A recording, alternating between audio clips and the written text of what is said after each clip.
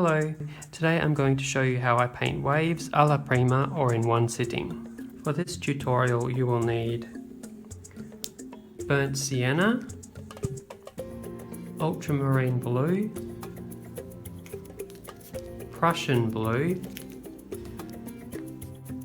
cobalt teal, and titanium white.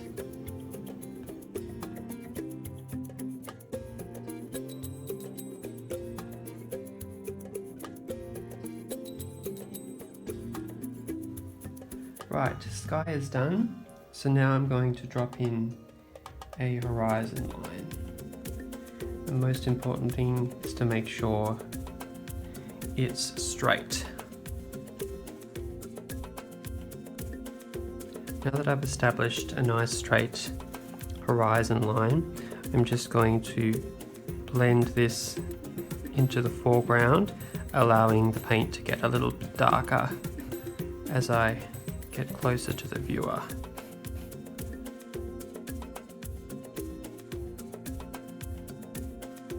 I'm just introducing little pockets of Prussian blue into the foreground because this will mark out where some of the deeper areas of the water are. So if you imagine that the deep water is going to be the colour of the sea, which is a greenish blue, and any reflected areas will be the colour of the sky, which is based on ultramarine blue. Okay, now I can start thinking about the structure of this wave. The water at the bottom of the wave is going to be denser or thicker, so the light is not going to pass through as easier as the thinner areas of the wave to the top. So if you want to get the coherent shape of a wave, the bottom part here needs to be darker, so here and here, because less light is penetrating through the water, and the water towards the top here with the crest of the wave is going to be thinner, so more light is going to pass through. So to show a convincing form of a wave, I'm going to start with the darker water under here.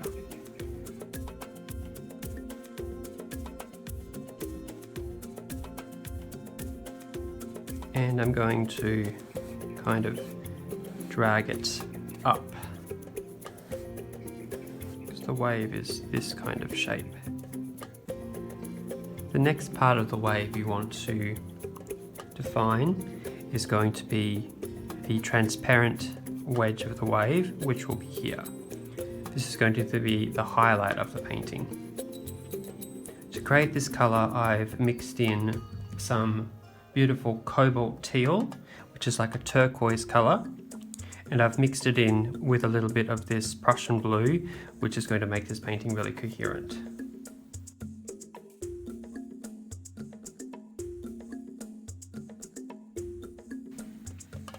I'm just going to take this dry blender brush here, and I'm going to lightly blend this turquoise colour into the Prussian blue.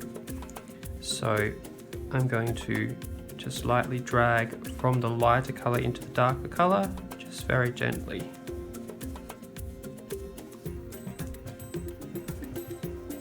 Keeping with that same motion.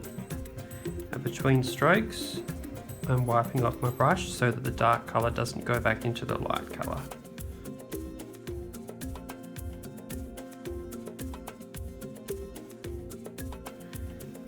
Here in the foreground, I'm just adding in some of the reflections of the sky, which is the same as this colour here. So if you imagine that this is very turbulent water, you're going to have parts that are darker in the troughs of the little waves, which will be these dark areas here, and then at the peaks of the little troughs you're going to have these areas which are reflecting the sky above. So that's what I'm indicating here with this colour. And with each stroke, I'm kind of blending it gently into the other color. To make this realistic, you basically want to have lots of layers of this. So you just keep on going over the top with little nuances to show the complexity of the form.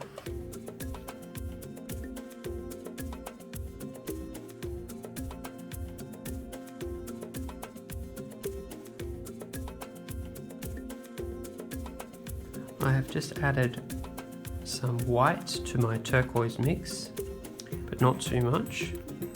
So this mix is not white, but closer to it. So I'm just going to start adding in where the highlights will be, but starting with a mix that's very far from white to begin with, so that I can reserve my pure white for the very end, for those tiny little highlights that are going to make the painting. So the highlight areas are going to be at the crest of the wave, where the sunlight is reflecting. So along here, and also the foamy bits just at the end. If you imagine this is kind of like a roof coming over, this bit here is going to be foamy. This is transparent because it's you're seeing through, and this is kind of the bit that's falling down.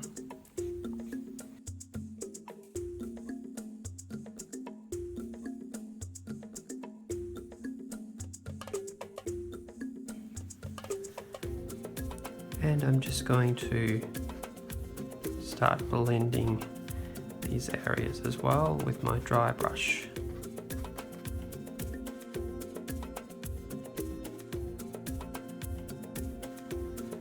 Down here my foam is more frothy, so as I'm blending I'm kind of making little tiny circular motions like this to get that illusion of frothiness, and that kind of makes it look a bit more accurate, as opposed to these areas where the blending is going to be more like this, which kind of pulls it down to keep with that shape of the wave. I could just leave this as is, but I want to push this a little bit further. So I'm going to start adding in some details of the wave here. So I'm going to use a pointy detailing brush here with a pointy end, and I'm also taking a completely dry brush here which I'm going to use to blend it. So I've mixed in a little bit more white to my mix here, and I'm using some medium as well, just with a fine tip, and I'm going to start putting in where there's some little ridges of foam coming down the wave. That's really going to communicate the shape of the wave there.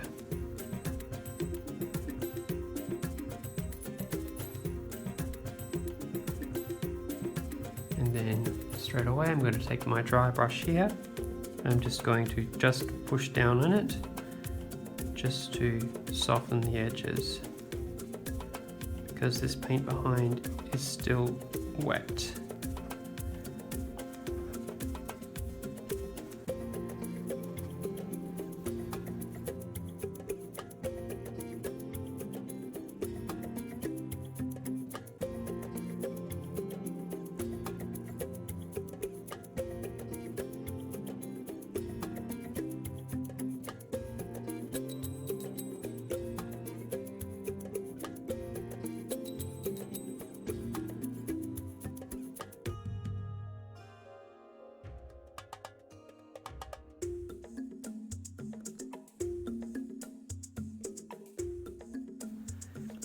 Now I'm going to add in my main highlights, just using pure white and just using moderation. I'm going to touch in just on the tops of these waves where the sunlight is hitting most directly, and I'm going to define these highlight shapes.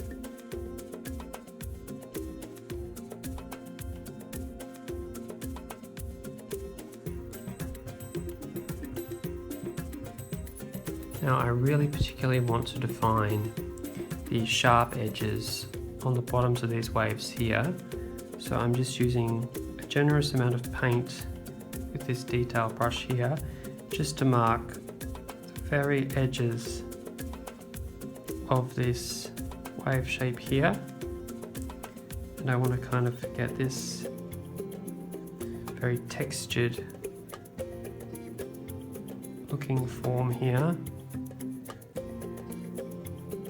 As if it's like a curtain of water that's been flicked up by the wind.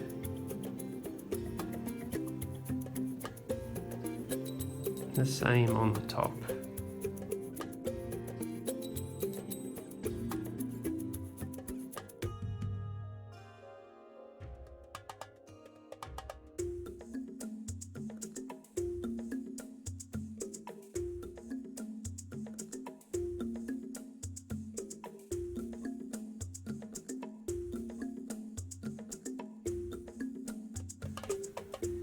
Pretty close to finishing now.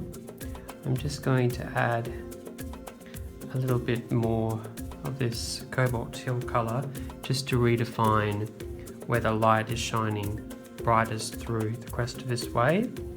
So I'm just adding very small amounts to the highlights, just up in here, to show where the most light is getting through. It's really going to add some beautiful contrast to this wave.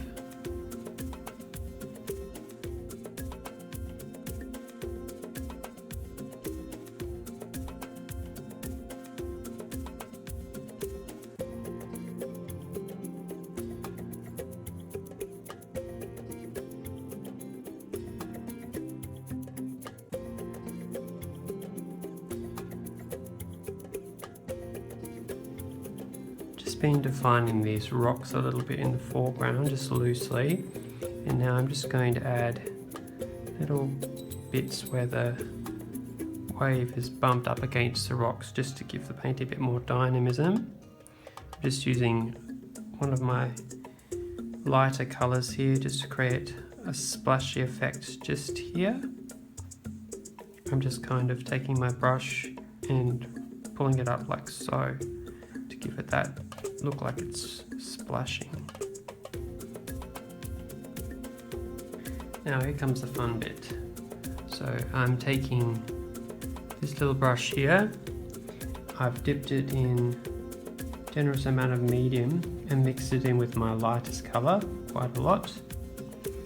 And I'm going to very, very carefully flick the sea spray just for these areas here, but very, very carefully because you don't want it to go everywhere. So just like so.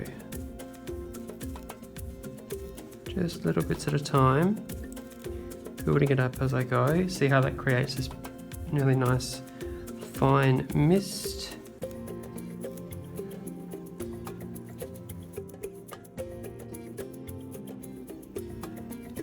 And I've just decided that this little bit needs a bit more. Done. So I hope you enjoyed that video. If you found it useful, please give it a like and subscribe for more tutorials like this one. Thanks for watching.